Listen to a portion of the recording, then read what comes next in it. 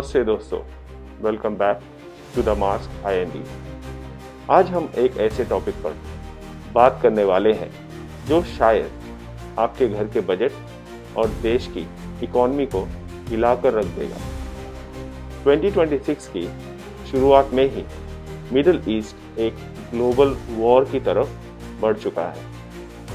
US और Israel ने मिलकर ईरान के न्यूक्लियर साइट्स पर बड़े अटैक किए हैं। लेकिन दोस्तों, ये लड़ाई सिर्फ तेहरान या तेल अवीव तक लिमिटेड नहीं है। इसका असर सीधे आपके पेट्रोल पंप, आपके किचन के बजट और आपके स्टॉक पोर्टफोलियो पर पड़ने वाला है। आज के इस वीडियो में हम डीप डाइव इन करेंगे और समझेंगे कि ये चेन रिएक्शन कैसे काम करता है। सबसे पहले समझना है द कॉन्फ्लिक्ट। इजराइल का क्लेम है कि ईरान ने अपनी न्यूक्लियर थ्रेशोल्ड क्रॉस कर ली थी और उसको थ्रेट फील होने लगा था कि वो कभी भी अटैक कर सकते हैं। और इसका मतलब ये भी है कि वो एटम बॉम्ब बनाने के बहुत ज़्यादा करीब है। इसलिए इजराइल ने US के साथ मिलकर ईरान पे एयर स्ट्राइक कर दिया। ईरान के भी बहुत बड़े लीडर्स इस अटैक में मारे गए। फिर ईरान ने भी रिटेलिएट करने का निर्णय ले लिया। लेकिन यहाँ ट्विस्ट ये है कि ईरान ने सिर्फ इजराइल पे मिसाइल नहीं छोड़े, बल्कि उसने पूरे गल्फ रीजन में जहाँ जहाँ भी US के मिलिट्री बेसेस है उन सबको टारगेट किया। इससे ये जंग लोकलाइज नहीं रहा, बल्कि ये अब रीजनल वॉर में कन्वर्ट हो गया है। जब इतने बड़े प्लेयर्स आपस में लड़ते हैं तो सप्लाई लाइन कट जाती है और यहीं से शुरू होती हैं आम लोगों की असली मुश्किलें। दोस्तों, मैप पर इस छोटी सी जगह को देखें। इसे कहते हैं स्ट्रेट ऑफ हॉर्मुज़। ये दुनिया की सबसे इंपॉर्टेंट ऑयल आर्टरी है। दुनिया का लगभग 20% क्रूड ऑयल इसी रास्ते से निकलता है। ईरान ने खुली धमकी दी है कि अगर उस पर और अटैक हुए तो वो इस रास्ते को बंद कर देगा। और इस कॉन्फ्लिक्ट के चलते ये रास्ता एक्चुअल में बंद हो चुका है। तो अब आप सोचोगे इससे हमें क्या? तो सुनिए, इंडिया का 40% से ज़्यादा क्रूड ऑयल और लगभग 50% नेचुरल गैस LNG इसी रास्ते से मंगवाया जाता है। अगर ये रास्ता ब्लॉक होता है तो टैंकर्स को लंबे रास्ते से आना पड़ेगा या वो आ ही नहीं पाएगा। सप्लाई कम होगी तो डिमांड बढ़ेगी और प्राइसेस स्काईरॉकेट करेंगे।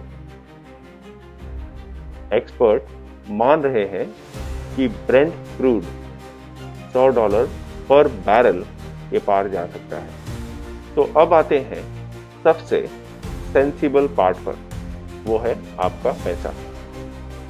जब इंटरनेशनल मार्केट में तेल महंगा होता है तो इंडिया में 3 बड़ी चेंजेस होती हैं। सबसे पहला है इन्फ्लेशन। पेट्रोल और डीजल महंगा होने का मतलब है कि ट्रांसपोर्ट महंगा हो जाएगा। किसान के ट्रैक्टर से लेकर डिलीवरी ट्रक तक खर्चा बढ़ेगा। इसका सीधा असर आपकी सब्जियों, फ्रूट्स और हर उस ग्रोसरी आइटम पे पड़ेगा जो हम डेली बेसिस पे यूज करते हैं। और सेकेंड है द रुपीज क्रैश। हम तेल डॉलर्स में खरीदते हैं। जब हमें ज़्यादा डॉलर देना पड़ेगा तो इंडियन रुपीस और कमज़ोर हो जाएगा। फिलहाल इंडियन रुपीस की वैल्यू है अप्रॉक्सीमेट 91 रुपीस इक्वल टू $1, जो एक बहुत बड़ा खतरा है हमारे फॉरेन रिजर्व्स के लिए। और थर्ड है स्टॉक मार्केट पैनिक। जब वॉर या ऐसी मार्केट में सिचुएशन होती है जो अनसर्टेन है, जहाँ पे किसी को नहीं पता कि चीज़ें कितनी लंबी चलने वाली है या उसका आउटकम क्या होने वाला है, तो उसका सबसे बड़ा इम्पैक्ट शेयर मार्केट पे पड़ता है। शेयर मार्केट को अनसर्टेनिटी बिल्कुल पसंद नहीं है। पेंट, एयरलाइंस और लॉजिस्टिक्स जैसी कंपनीज को प्रॉफिट कम हो जाता है क्योंकि उनका रॉ मटेरियल जो ऑयल है वो महंगा हो गया है। इसलिए इन्वेस्टर पैसे निकालने लगते हैं और मार्केट रेड होने लगता है। तो इन सब सिचुएशन का मतलब क्या है? क्या इंडिया सेफ है? क्या हम पूरी तरह से फंस चुके हैं?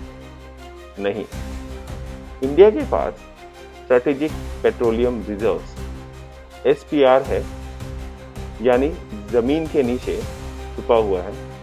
उस तेल को इमरजेंसी पर्पस के लिए रखा गया है, जो करीबन 10 से 12 दिन तक का स्टॉक होता है।